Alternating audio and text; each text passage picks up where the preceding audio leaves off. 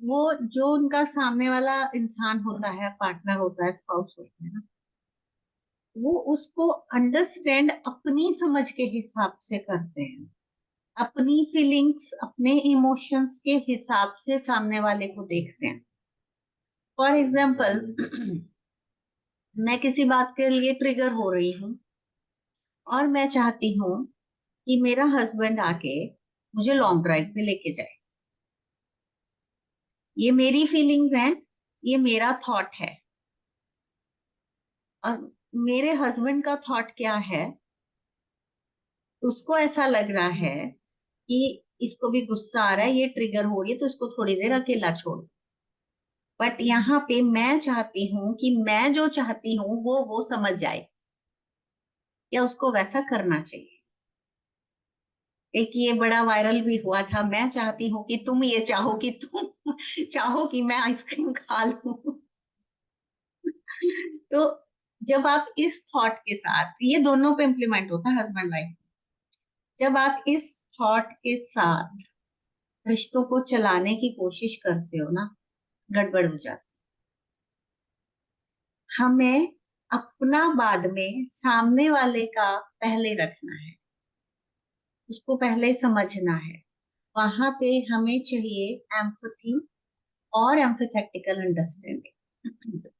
सामने वाला क्या चाहता है, क्या सोच रहा है, कैसे उसको अंडरस्टैंड करना है। फिर वो भी चाहेगा कि आप जो चाहते हैं वो कर ले। तो हम क्या करते हैं, फर्स्ट स्टेटमेंट मैं चाहती हूँ कि वो ये चाहे कि मैं ये चाहूँ, ये सेकंड फेज में आता है। बट इसे अक्सर लोग, ज्यादातर लोग पहले ही इम्प्लीमेंट करने की कोशिश करते हैं और गड़बड़ हो जाती है। तो बेसिकली रिश्ते में जो एम्पैथी है, दैट इज कि आप सामने वाले के जोन में जाके उसको कैसे अंडरस्टैंड करते हैं। सहानुभूति आपके पार्टनर की भावनाओं को समझने और उनको शेयर करने की क्षमता है। अगर आप एम्पैथेटिकली अपने पार्टनर को अंडरस्टैंड करते हैं ना, तो आप उसकी बातों को समझ सकते हैं। उससे आपकी, आपके पार्टनर पे अंडरस्टैंडिंग स्ट्रांग होती है। कपल्स के जो रिश्ते में समझ अपने साथी के, ये जो मैंने अभी आपको बताया कि आप अपने दृष्टिकोण, अपने नजरिए के हिसाब से सामने वाले को देखते हैं, आप एक्सेप्ट नहीं करते। आप एक्सेप्ट नहीं करते कि मेरा पार्टनर लेजी है, मुझको एज इट इज एक्सेप्ट कर लूं। आप ये एक्सेप्ट ही नहीं कर पा रहे हैं कि उसको दिन में 20 चाय पीने की आदत है। तो वो आप एक्सेप्टेंस नहीं करते हैं, और आपका फोकस उसकी कमियों पे हो जाता है। जो अच्छी चीजें वो आपके लिए कर रहा है, उस पर फोकस ही नहीं है, उसके लिए अप्रिसिएशन ही नहीं है। उसके लिए आप अपने पार्टनर को फॉर ग्रांटेड ले लेते, भाई ये तो उसकी ड्यूटी है, ये तो करना ही था, सब्जी तो लानी पड़ेगी ना, इसमें कौन सा तीर मार लिया, खाना तो बनाना ही पड़ेगा, इसमें क्या कर लिया।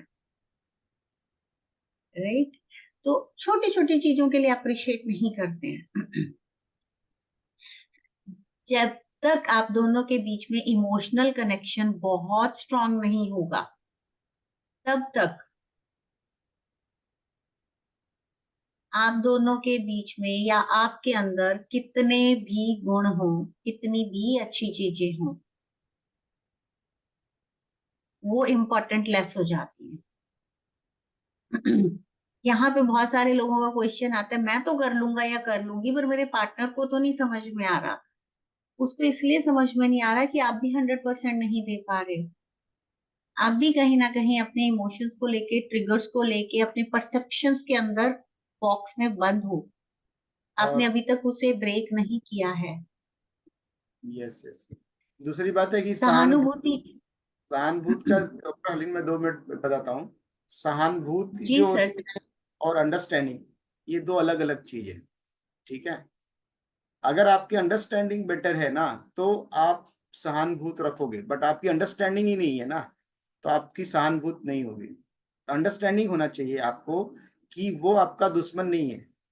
जो व्यक्ति आपको जिस हिसाब से बात कर रहा है, उससे आपका संबंध है, वो आपका पार्टनर है, वो जिस उसका एक बिहेवियरल पैटर्न है, उसका बोलने का एक टोन है, एक तरीका है, बट वो आपका दुश्मन नहीं है। अंडरस्टैंडिंग अगर आपके अंदर है ना, तो आप सहानुभूत रखोगे। जब अंडरस्टैंडिंग नहीं होती है ना, तो वहां पे सहानुभूत नहीं होती है।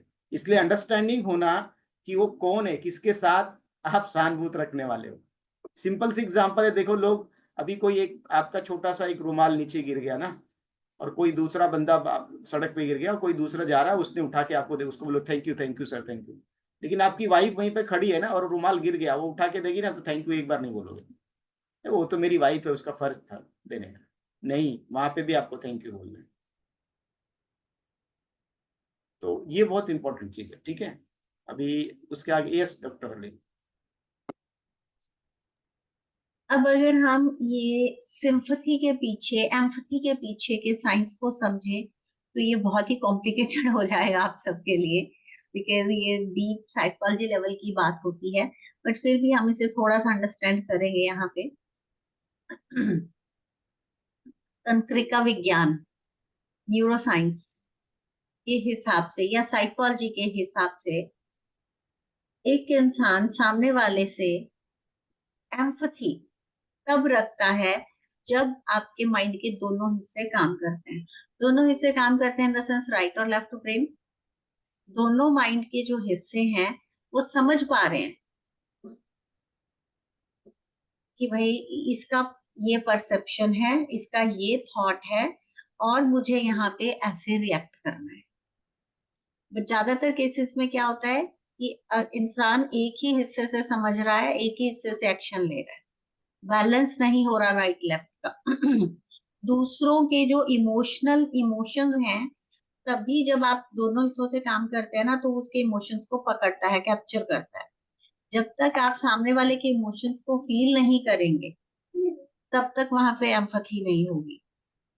एम्पैथी का मतलब ही होता है कि आप सामने वाले की फीलिंग्स को फील कर ले। मतलब कि पेन आपके स्पाउस को हो रहा है, बट वो पेन आप फील कर रहे हो। फीवर आपके स्पाउस को है, बट बॉडी आपकी हीट हो रही है। That is called empathy in a single line. और ये रूल सिर्फ आपके स्पाउस पे ही नहीं इम्प्लीमेंट होता, इंसानियत पे या ह्यूमैनिटी पे भी इम्प्लीमेंट होता है। सहानुभूति करुणा का दूसरा शब्द, कि सहानुभूति के मूल में करुणा की भावना है,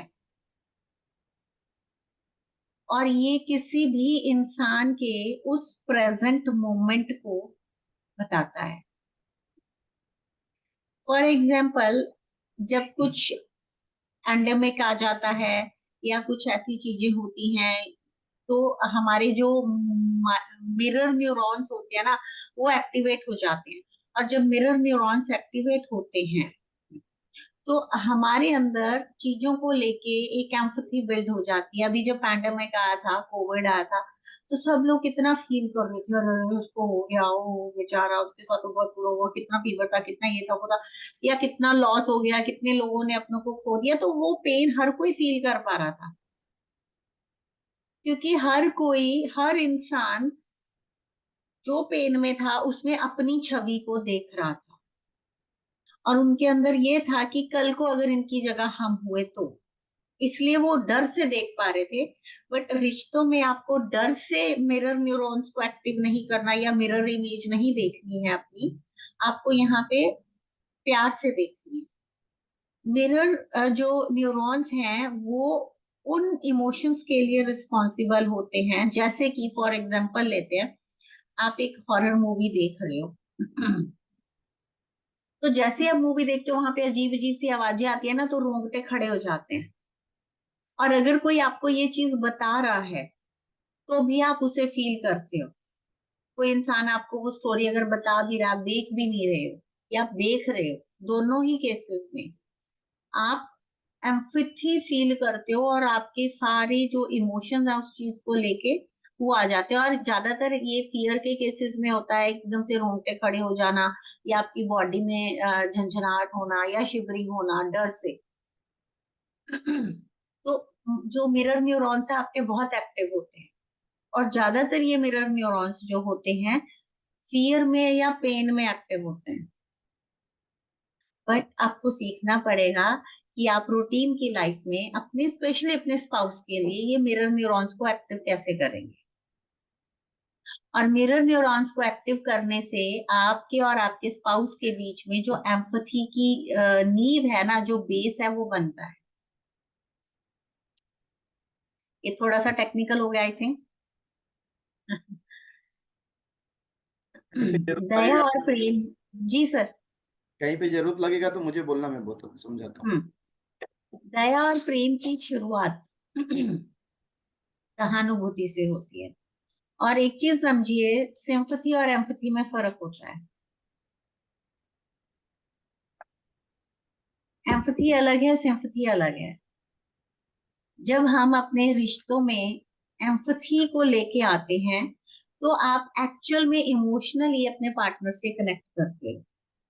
आप एक दूसरे को दिखाते हो कि आपके इमोशंस क्या हैं, वो एक दूसरे के वीक पॉइंट्स क्या हैं, फियर्स क्या हैं। सब चीज को आप ऑनेस्टी के साथ डिस्कस करके एक दूसरे की इन चीजों को अंडरस्टैंड करते हो। एम्पैथी एक दूसरे के साथ प्रैक्टिस करने से बिल्ड होती है।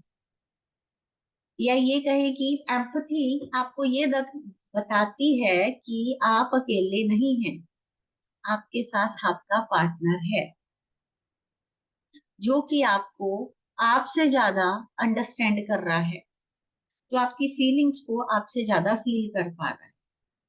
अब सहानुभूति को एक्टिव कैसे करें, इसकी प्रैक्टिस कैसे करें, ये सीखने के लिए आपको आपके स्पाउस के बारे में बहुत अच्छी अंडरस्टैंडिंग बिल्ड करनी पड़ेगी। जैसे कि सर ने बोला, अंडरस्टैंडिंग अच्छी होगी तो एम्पैथी होगी। आप अंडरस्टैंड ही नहीं कर पा रहे हैं कि उनको क्या चाहिए, आप अंडरस्टैंड ही नहीं कर पा रहे हैं कि इस टाइम उनके क्या इमोशंस हैं प्रेजेंट, जब वो आपके सामने बैठे हैं। तो ये सब चीजों को सीखने के लिए आपको पहला कदम लेना पड़ेगा। फिर आप उन्हें कैसे देखते हैं, आप अपने नजरिए से उनको देख रहे हो, आपने उनके नजरिए से उनको कब देखा। जब इस तरीके की प्रैक्टिसेस आप करते हो ना, तो आप अपने पार्टनर को बहुत अच्छे से अंडरस्टैंड करते हो। और जब अंडरस्टैंडिंग स्ट्रांग होगी, तो दोनों के बीच में इमोशनल कनेक्शन होगा, और फिर वहां पे एम्पैथी ऑटोमेटिकली बिल्ड होने लगती है। किसी भी रिश्ते में एम्पैथी की कमी के कारण कपल्स एक दूसरे को लेके केयरलेस हो जाते हैं। फिर उनको ये लगने लगता है, अरे इसको तो कुछ समझ में ही नहीं आता, इसको तो पता ही नहीं लग रहा है मैं क्या चाहता हूँ या चाहती हूँ, इसको अपनी ही पड़ी है, इसको मेरी बातें समझ में नहीं आ रही। फिर इस तरीके के थॉट्स आते और इसका इसका सबसे बड़ा साइड इफेक्ट क्या है मालूम है? आपका पार्टनर किसी और से कनेक्ट हो हैं, जाता कनेक्ट हो जाते है। एक्स्ट्रा मैरिटल अफेयर का सबसे बड़ा जो रीजन है, सिंपैथी नहीं होना, मतलब सहानुभूति अगर अपने पार्टनर के पास आपको नहीं है, उसकी केयर नहीं कर रहे हो, उसकी फीलिंग्स को नहीं समझ रहे हो, वो किसी और के साथ हैं। इमोशनली कनेक्ट हो जाएगा, और वहां से एक्स्ट्रा मैरिटल अफेयर चालू होता है। तो सबसे बड़ा side effect extra marital affair का सहानुभूति है, ये सब है।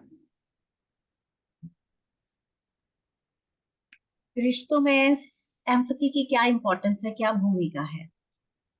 Empathy is a very basic need, या एक हमारी जो मॉरल वैल्यूज होती है ना, उसमें स्कूल से ही स्टार्ट हो जाता है, फर्स्ट स्टैंडर्ड से ही सिखाना ये सब चीजें। तो वो हमारी एक मॉरल वैल्यूज में आता है। बट वो मॉरल वैल्यूज को हम अपनी लाइफ में जैसे जैसे आगे बढ़ते हैं, हम कितना उसको जिंदा रख पाते हैं, कितना हम उन चीजों को इम्प्लीमेंट करते हैं, ये मैटर करता है। सहानुभूति हमें नैतिकता, दयालुता और सम्मान के स्थान के कार्य करने की अनुमति देती है। जब आप किसी के लिए एम्पैथी फील करते हैं ना, तो आपके अंदर उसके लिए सिंपैथी भी आएगी, रिस्पेक्ट भी आएगी, प्यार भी आएगा, केयर भी आएगी। और इससे आप हर चीज को कई तरीकों से देखने लगते हो। ऐसा नहीं, ऐसा हो सकता है, उसने ये नहीं ये किया हो सकता है। आपका नजरिया बदलता है अपने पार्टनर को लेके। और जब ये चीज बिल्ड होती है ना, तो आप, अगर आपके पार्टनर के अंदर कोई कमी भी है ना, आप उसको भी पॉजिटिव वे में देखने लगते हैं। और वहां से एक्चुअल में आपके मैरिड लाइफ की सही शुरुआत होती है। आपके रिश्ते में एक दूसरे को लेके एम्पैथी जितनी भी हो उतनी ही कम है। सहानुभूति या एम्पैथी से आप अपने स्पाउस से कैसे बहुत ज्यादा अच्छे तरीके से कनेक्ट होते हैं। सबसे पहले आप अपने पार्टनर को ये फील करवाते हैं कि वो आपके लिए कितना इम्पोर्टेंट है। और बाहर बहुत सारे लोग यहीं पे स्टक कर जाते हैं, वो कभी जता ही नहीं पाते कि आपका पार्टनर हस्बैंड या वाइफ आपके लिए कितना इम्पोर्टेंट है। कभी किसी ने बोला है अपने पार्टनर को जाके भाई तुम ही हो जो हो, तुम्हारे बिना कुछ नहीं है? लोग बोलते हैं अरे कुछ नहीं, जाने दो, ये नहीं तो कोई और सही। और नहीं तो ऐसा बोलते हैं, मेरा ही नसीब खराब था, इसके साथ शादी हो गया, यही मुझे मिलना था। इम्पोर्टेंस नहीं दिखाते हो, कभी नहीं दिखाते। चाहे मेल हो चाहे फीमेल हो, दोनों में है ये कमी। For granted. आप उसको, हर इंसान की देखिए अपनी इम्पोर्टेंस होती है। तो यहाँ पे आपको सबसे पहले ये सीखना है कि आप अपने पार्टनर को उसकी इम्पोर्टेंस दिखाएं, बताएं कि आपको क्या उसकी नीड्स हैं, क्या आपकी लाइफ में उसकी इम्पोर्टेंस है, उसके आने से क्या बदल गया, क्या अच्छा हुआ। क्योंकि सबको अच्छा सुनना ही अच्छा लगता है, भी नेगेटिव एक सुनना किसी को अच्छा नहीं लगता है। एक एक सिंपल सा एग्जांपल एक देता हूँ, थोड़ा समझेगा, एक लेडीज के बारे में और जेंट्स के बारे में। जैसे आपका पार्टनर है, आपका हस्बैंड है, अपने काम से जॉब से घर पे आ रहा है, बहुत सारा टेंशन लेके आ रहा है, और घर पे आके वो एक्सपेक्ट कर रहा है कि वाइफ उसको मतलब शांति से सुने या ये करे। ठीक है, वो पता चल रहा है वाइफ आते ही सब चालू कर दिया, अरे उधर वो हमारे सोसाइटी में ऐसा हो गया, वो बच्चे के स्कूल में ये हो गया, वो अब वो चीज नहीं करना है। पता चलेगा वो बंदा आ रहा है तो आपको थोड़ा उसके साथ सहानुभूति तो रखो कि वो कहाँ किस कंडीशन से आ रहा है, तो उसके साथ पॉजिटिव बात करो। शांति से जो उसके पसंद का चाय कॉफी कुछ देना है, पानी देना है, वो दीजिए। शांति से बैठ के उनसे पूछिए कि आपका दिन कैसा रहा है, ना कि अपना बताना चालू कर दो पहले ही। ठीक है। इसी तरह बहुत बार ऐसा होता है कि चलो जेंट्स घर पे आया, शांति से बैठा है, चाय पानी कर लिया, उसके बाद आधा एक घंटे के बाद वाइफ सोच रही है कि अरे यार ऐसा थोड़ा सिचुएशन चालू है, वो तुम्हारा बच्चे का स्कूल का वो सब तुम देख लो, क्या करना है वो सब मुझे मत बताओ, ये सब सब कर लो, मेरे को मेरे काम से ही मतलब है। ऐसा भी नहीं होना चाहिए, मतलब वो भी तो आपकी पार्टनर है, तो उसका भी कुछ तो सुनो। हस्बैंड को भी क्या करना है, सहानुभूत रखना वहां पे, हाँ ठीक है बोलो, ओके ओके। कुछ अगर वो सजेशन मांग रही, कुछ कर रही, तो आप ज्यादा उसमें अपना दिमाग मत लगाओ, बोलो अच्छा ठीक है तुम्हारे हिसाब से क्या होना चाहिए। वो बोलेगी ये सही रहेगा, हाँ री वेरी गुड, गुड आइडिया, अच्छा है, करो करो। या आपको कुछ लगता है कि वो सही नहीं कर बोल रही है, तो वहां सैंडविच अप्रोच अपनाओ। अरे यार तुम तो बहुत सही डिसीजन लेती हो, बहुत सही करती हो, इतना बेस्ट हो, लेकिन क्या है, मेरे को लगता है ना इसमें थोड़ा सा ऐसा मॉडिफिकेशन होना चाहिए। फिर बाद में बोलने का, फिर भी तुम सोच लो, तुम्हारे हिसाब से तुम बढ़िया करोगे। सिंपल एग्जाम्पल है। Yes doctor. तो एम्पैथी के बेनिफिट्स क्या हैं? अलग अलग सिचुएशन में अलग अलग परसेप्शंस या आपके नजरिए को समझने के लिए ये आपकी हेल्प करता है, या आपको मल्टीपल अप्रोच लेने वाला बनाता है अगर आप एम्पैथी पे वर्कआउट करते हैं तो। हर एक कल्चर में, बहुत सारे कल्चर्स में आप देख सकते हैं कि लोग हर एक अलग तरीके से चीजों को करते हैं। तो जब आप एम्पैथी रखते हो ना अपने पार्टनर के लिए, तो आप भी उसी तरीके से अलग अलग नए नए मेथड्स लेके आते हैं। जैसे एक मेथड अभी सर ने बताया, ये तो बहुत इंटरेस्टिंग है और पॉजिटिवली बहुत अच्छा काम करता है। ये बहुत बच्चों के साथ भी काम करता है। बहुत बहुत लोग लव मैरिज करते हैं आजकल, तो उनके लिए भाई बहुत इंपॉर्टेंट है कि सामने वाले की कल्चर को रिस्पेक्ट करो। वो जिस कल्चर का है, जो उसके यहाँ ट्रेडिशन बनाया जाता है ना, उसकी रिस्पेक्ट करो। लड़कियां खास कर, अरे हमारे यहाँ पे ऐसा नहीं होता है, तुम अपना देख लो। ऐसा नहीं है, आपने इसमें शादी किया ना, तो इसके ट्रेडिशन को आपको अपनाना पड़ेगा, पहला बात। दूसरा बात, लड़के को भी जब वो उस दूसरी ट्रेडिशन से आ रही है, तो उसको थोड़ा टाइम दो कि वो एडजस्ट करे आपके ट्रेडिशन को। ऐसा नहीं कि तुरंत ही वो ये पहनती है और तुम बोलो नहीं साड़ी पहनना पड़ेगा इधर। अरे भाई वो नहीं कभी ये की है, थोड़ा धीरे धीरे आ जाएगी। तो चीजों को थोड़ा सा बदलने के लिए थोड़ा आपको ना देखना पड़ेगा कि क्या होता है, क्योंकि अगर आपका पास सहानुभूति है ना, आप रख रहे हो, तो एक दूसरे से को एडजस्ट होने के लिए आप टाइम दोगे। अदरवाइज जो प्रॉब्लम चालू हो रहा है, जो झगड़े हो रहे हैं ना, हम क्या करते हैं, शुरुआत में तो सब अच्छा-अच्छा देख के शादी हो जाती है, 1-2 साल के बाद फिर खाली कमियों पे फोकस होता है, फिर सेपरेशंस के बारे में बात होती है, फिर वो घर वाले बोलते हैं, "अरे! बहू अच्छी नहीं है", क्योंकि आप वाइब्रेशंस गलत भेज रहे हो। आपको आपका पति गलत लग रहा है, उसके घर वाले गलत लग रहे हैं, तो आप जब गलत सोच रहे हो, तो गलत थोड़ा बहुत तो कर ही रहा था, अब ज़्यादा कर रहा है, बिकॉज़ आपकी वाइब्रेशंस उसके प्रति चेंज हो गई है। आपकी सहानुभूति नहीं रहेगी, सामने वाले की चीज़ों को आप अंडरस्टैंड नहीं कर रहे हो। देखिए, मेन चीज़ क्या होता है ना, जब हम किसी के प्रति सहानुभूति रखते हैं, तो उसके बारे में भी सोचते हैं, सामने वाले के। हर व्यक्ति एक तरह नहीं हो सकता है। एक लेडीज़ जो है, वो जेंट्स की तरह नहीं सोच सकती और एक जेंट्स लेडीज़ की तरह नहीं सोच सकता है। आप दोनों एक अलग-अलग एंटिटी हो। तो दोनों को समझना है कि मैं जेंट्स हूँ, तो मैं एक अलग, लेकिन मुझे समझना है, अंडरस्टैंड करना है। इसलिए समझदारी की बात आती है। समझदारी इसमें है कि उसके लेवल पे जाके चीज़ों को आप अंडरस्टैंड करो, तब आपके अंदर सहानुभूति पैदा होगा। तो आप अपने लेवल से करोगे, चीज़ें नहीं होगी। बहुत बार जेंट्स लोग को लगता है, अरे क्या ये बहुत किट-किट करती है, ये करती है। पता नहीं उसका वाइफ का महीने में 5-6 दिन मूड स्विंग होता है भाई। उसके ऐसे साइकिल बने हुए हैं। मैक्सिमम लेडीज़ पीरियड्स के समय तकलीफ होता है उनको, प्रॉब्लम होता है, मूड स्विंग्स होता ही है, लेकिन जेंट्स को पता ही नहीं, समझ में नहीं आता है। बहुत सारे जेंट्स लोग को ऑफिस से आने के बाद 1-2 घंटा उनका स्ट्रेस वाला पीरियड होता है। जे लेडीज़ को आइडिया ही नहीं है, समझ में नहीं आ रहा है। आपको एक-दूसरे की चीज़ों को समझना है, अंडरस्टैंड करना है। जब तक अंडरस्टैंडिंग आपकी डेवलप नहीं होगी, आप सहानुभूति नहीं कर सकते हो। सहानुभूति तभी आपके अंदर पैदा होगी, करुणा, दया तभी पैदा होगी जब आप सामने वाले को अंडरस्टैंड करोगे। प्रॉब्लम है, आपकी अंडरस्टैंडिंग में प्रॉब्लम है। जब तक आप अपनी अंडरस्टैंडिंग को डेवलप नहीं करोगे, आप सहानुभूति आपके अंदर नहीं पैदा होगा। Yes doctor. तो एम्पैथी को बिल्ड करने के लिए हमें 4 चीजें चाहिए होती हैं। पहला है खुद को दूसरे की जगह पे रख के चीजों को समझना, और ये देखना, ये समझना कि वो आपका जो पार्टनर है, सामने वाला इंसान है, वो जो कह रहा है वो उसका सच है। भले ही वो आपसे अलग हो या उसकी राय आपसे अलग हो या आपके नजरिए से वो गलत हो, बट जब आप उनको सुन रहे हैं तो उनकी जगह पे खड़े होके सुनिए और अंडरस्टैंड करिए कि उस पर्टिकुलर इवेंट में उनकी क्या फीलिंग्स थी, क्या इमोशंस थे, और वो ऐसा क्यों फील कर रहे हैं। सेकेंड, पहले की जो भी डिस्कशंस हुए हैं, कॉन्फ्लिक्ट्स हुए हैं, झगड़े हुए हैं, उनको प्रेजेंट में जो बात हो रही है उससे दूर रखना। जो अभी बात हो रही है उसी पे रहिए। पहले क्या हुआ था, 1 साल पहले, 10 साल पहले, 20 साल पहले, 15 दिन पहले, 10 दिन पहले, 5 घंटा पहले, उसको कन्वर्सेशन से दूर रखिए। अपने पार्टनर की फीलिंग्स को अंडरस्टैंड करना, समझना और फील करना, पार्ट ऑफ एम्पैथी।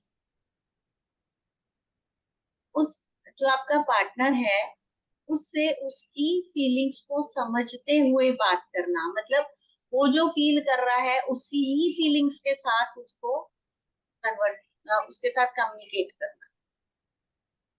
इन चीजों के लिए आपको उनकी प्रैक्टिस करनी पड़ेगी। एक ही दिन में हाँ ये चीजें हैं और कर लेने से नहीं होगा, क्योंकि बहुत बार जब आप एम्पैथी की प्रैक्टिस करते हो तो आपका नजरिया बीच में आता है, आप क्या सोच रहे हैं, क्या फील कर रहे हैं, बीच में वो चीजें आपको ट्रिगर करेंगी और बार बार आपको उनको वहां से आउट करना पड़ेगा या उनको बोलना पड़ेगा अभी वेट करो, अभी ये परसेप्शन से चीज को अंडरस्टैंड किया जाए। तो आपको आपके जो इमोशंस हैं, जो फीलिंग्स हैं, उनको एक साइड पे करके सामने वाले के जोन में जाके उसको अंडरस्टैंड करना होगा। इसको इसको एक एग्जांपल से समझाते हैं। जैसे आपकी वाइफ बोल रही है, वो आपको समझ में नहीं आ रहा है। अब आपको लग रहा है अरे यार कुछ भी बोल रही है, लेकिन वो उसके हिसाब से सही बोल रही है, उसको वो चीज सही लग रहा है। तो आपको उसके नजरिए से देखना पड़ेगा, अपने नजरिए से नहीं। आपके नजरिए से शायद वो गलत है, बट उसके नजरिए से सही है ना, ठीक है, ओके, देखते हैं, कोई बात नहीं। ये नहीं कि तुम गलत हो, तुम्हारे आपके हिसाब से गलत लग रहा है।